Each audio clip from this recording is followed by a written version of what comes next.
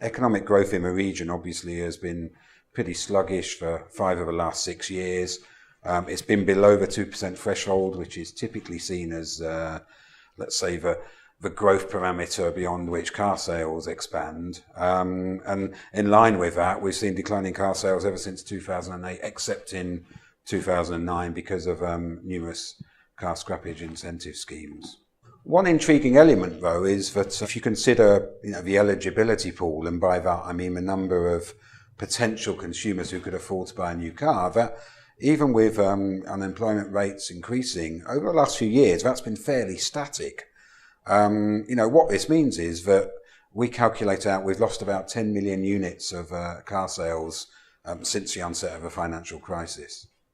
So looking forward, obviously, there's a significant amount of pent-up demand. As the consumer lending environment is opened up and essentially that economic growth returns, we do forecast a rise in car sales. This year, we're looking at about 5% growth. However, we don't expect pre-crisis levels to be attained until the end of this decade, but we could well be looking at peak levels, new records being set in the early 2020s, and we currently forecast that growing on to a new record of about 17 million units by 2030.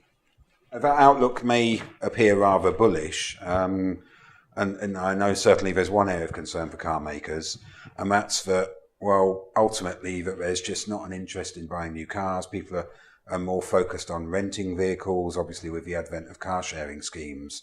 But our analysis actually suggests that the car rental sector has suffered pretty much as the consumer expenditure levels on car ownership as well. So we don't see that as a major stumbling block and a major hurdle to renew demand going forward.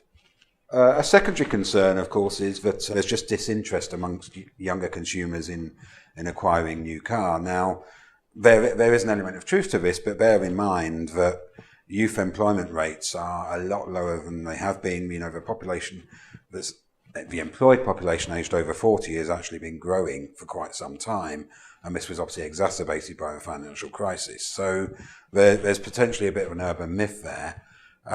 Aside from that, there are other demographic issues such as urbanisation, increased female employment rates, and smaller household sizes, which all point to demand for more small cars. Now, this is certainly the case on paper, but bear in mind that what consumers need, so to speak, and what they buy in terms of cars are concerned, are often two very different things. And so the upshot is that we see the outlook as broadly positive for downstream demand.